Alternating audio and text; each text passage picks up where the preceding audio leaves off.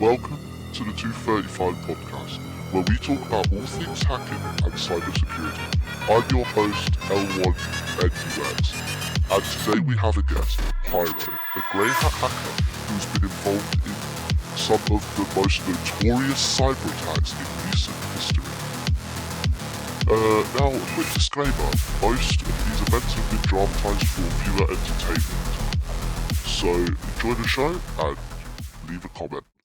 Pyro, thanks for joining us and agreeing to share your story with us. So tell us a bit about yourself. I live on the west side of the globe. I am above 6 foot, mid 20s, and I'm the owner of a group on some website, which I will not disclaim until later.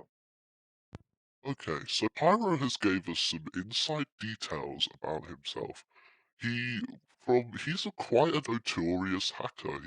He's hacked into printers, offices, all sorts of different things.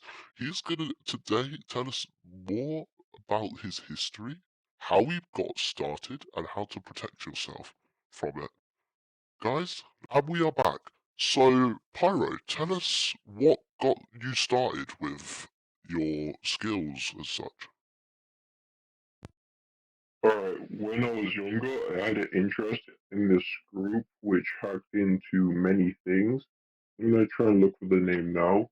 I had an interest in programming since I was, I guess, 9, and I'm planning to do more in the future. Okay, so tell us your story. Tell us what was your childhood like. Just go into your story and let us know what your life was like. Um, when I first got my computer, when I was like about, let's say 16, I'm pretty sure, I got exploited into a system where my entire system got fully cheated over. So I joined this group where they helped me out very much, and I got to know them really well. I went up the ranks, went through everything, went through developer, administration above, higher up, and then now I was co-owner, but the owner got perma banned on every device. He got IP banned. I'm pretty sure he got arrested at some point, and now I basically run it. Okay, so what was your first experience when it came to being a grey hat? Or even if you are a grey hat, what hat do you wear? Honestly, I think I'm like between gray and white hat, like right in the middle, to be honest. So Pyro has got this Goldilocks opportunity with two different ways of hacking. And he's going to tell us what was his first item he hacked. So the first thing that I actually ever got into was a office printer. And that's the thing. When I got in, I started to print a ton of stuff like your shit is so bad and anti-security for fun, like ANT1 dash security for like F for fun.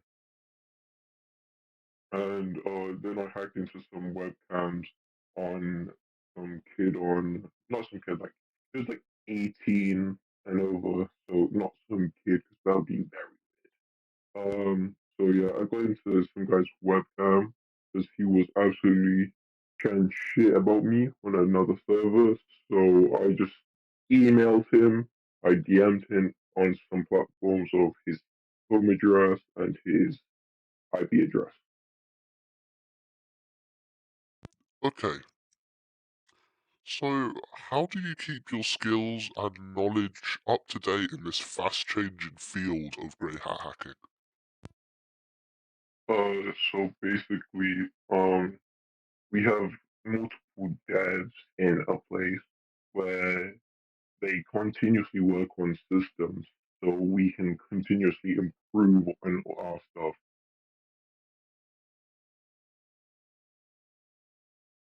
Okay then. So you did you ever write any malicious software like viruses, or can you not go into detail with that? I have written one once. It was a system like Kali Linux, but I made like a somewhat bad version of it. It's called VX for fun, and we made it a lot better so it could run a lot more stuff at the same time. It would take less of your CPU, and to be honest, it was more suitable for low-end laptops and computers. So now it's just mostly devs working on it now to make sure it's perfect in pristine condition. Okay. So well, what is some of the ethical principles or guidelines that you follow in your work? Some of the guidelines are like don't hack like higher up people. Like you don't know what they may be a part of, so make sure you don't go after anyone who will get your ass screwed over. Like the old owner for the thing I'm a part of. So he accidentally hacked into a FBI agent who was high tech in IT. He got tracked because he wasn't using a proper VPN system, but we developed a way better one. Now we can continuously get pinged across the globe, and we have extra VPNs continuously on.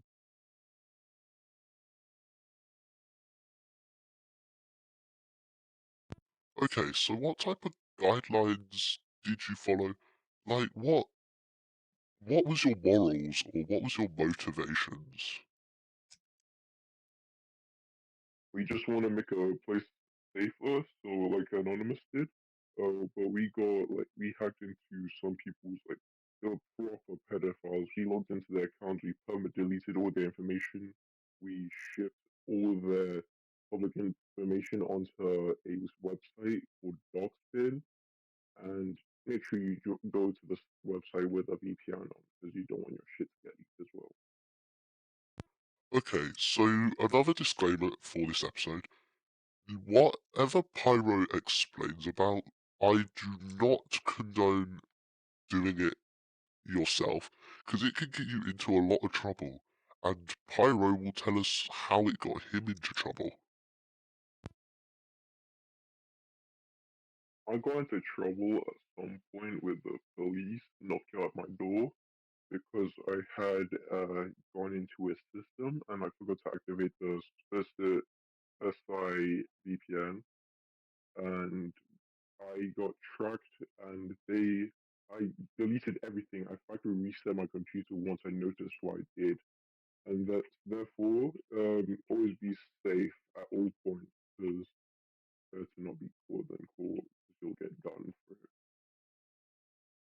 Okay, so what are some of the common types of cyber attacks, and how would you prevent or mitigate them? Well, you gotta think hard about getting past some of our systems, but if you use like continuous VPNs, you'll be lucky because some lot of people like to use VPN trackers. So yeah, I we developed one, but I'm not gonna go into too much detail because it'll leak a bit of stuff. But we have done a lot of things which can get your stuff to be perma. Okay. So, how do you communicate your findings and recommendations to the stakeholders or clients? So, like, if you go to get into a system, do you tell them their vulnerabilities, or do you just leave it be and take the absolute piss out of them? What do you do? Okay, so first things first. If we're gonna sell something, well, what happened? It happened for some time before. We sold some special clients to some people, and so we sold to like 15 people. Oh, there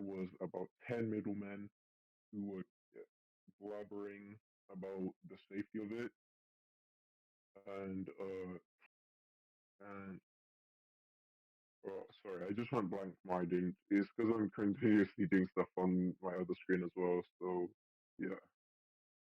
That's Also, okay. I did download a system onto their computers. I'm not sure what it was called, but I patched all the security system issues, and I disconnected my connector from the system.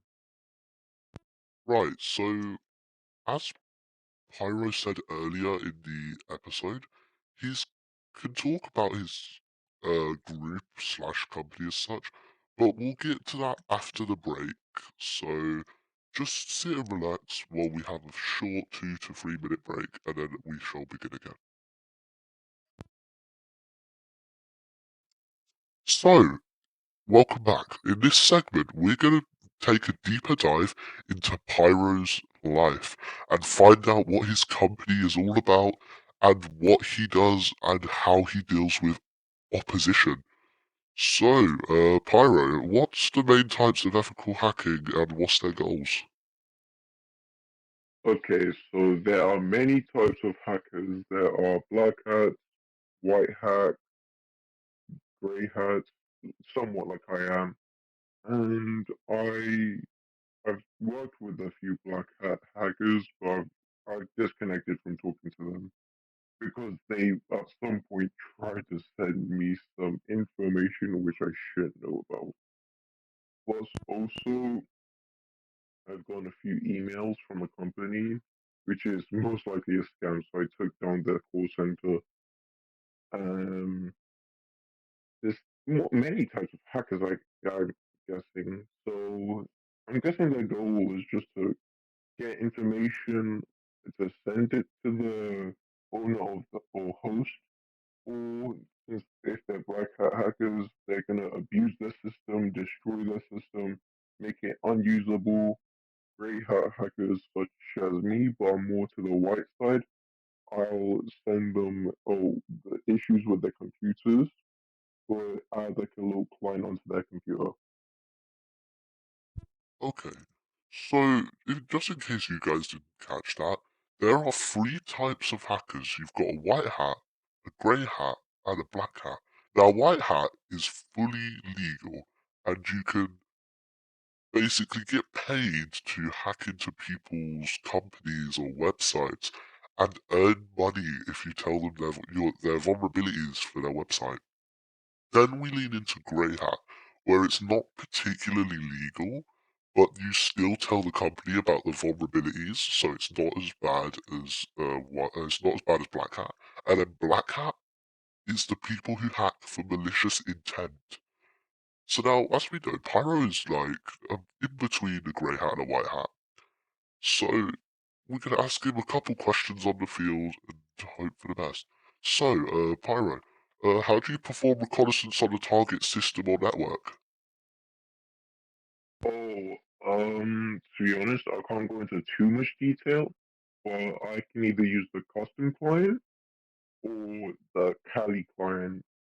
But I use the custom application, which isn't able to be gotten from a public system. But yeah, it's quite easy to get into systems, to be honest. All I need is your computer ID, and I'm in faster than the outside flies into your house. Okay. And how do you write, test, and deploy exploit scripts or payloads? So I first send them an email, and this email will do a hidden download onto their system. It'll download a specific file, which I sometimes name uh, important documents to read .pdf. And when they open it, it'll come up with a message onto their computer. So you really thought they were real in those exact words. Then it'll show a worm on the computer, like an earthworm type, and it'll just depend on what I do afterwards. And there's multiple apps or like systems you can do it to, and well, there are mostly ways to get into systems anyway, such as something called Nmap, which I'm not going to go into detail, but you can, if you really, really wanted to, you can figure out yourself. It's quite easy to use, not difficult at all. But since I don't really use Nmap that much, I usually use a sleep or something, or bully if I'm really bored. But we have a ton of custom maps, so we don't really need to worry about the pre-downloads for Kali and VX. Okay, so how do you handle ethical dilemmas or conflicts of interest that may arise during your work as an ethical hacker, or in some cases a grey hat hacker? Okay. Um. All right. Can you re-say the question, please? How do you document and report your findings and recommendations after an ethical hacking engagement? Okay. First things first, I'll do a screen record. I constantly do a screen record to my private Discord sister group, and well, we're on multiple systems, so I'll just open it on every system. I'll go onto a stage or a private channel for specific types of people, and then I'll show them how I got in, so they can like understand on how I exploited it and abused it, so they can work on it better. And if a system of theirs don't work, I can show them and show them recommendations of what type of impulses or needles they can inject to use, or hooks as well. And we report the findings so that we afterwards I'll report the findings to the host of the computer so I can let them know how I got in and that I'm gonna patch their system up. But I'll keep it connected to the computers to see if anyone has access to the device. Okay, and last but not least, how do you communicate and collaborate with other ethical hackers or security professionals in your field? We collaborate by just talking between a channel that we have access to. So, say if one of my developers wants to tell me about a bypass they found on our system, he can explain it to me, then I can handle it if I need to. Or if someone is a traitor, which has happened multiple times before, and will absolutely destroy their computer, and if they want to do anything else, they they'll have a quick chat with some people, not like bad people, obviously, but we'll just inform like uh, a government system that they're black hats, and then we'll get other developers to work on the system and change the code of some of it because of the traitors, such as. Okay, so we're gonna wrap this episode up here. In the next episode, or episode 2, we're gonna be going into a deep dive of a company called Viper.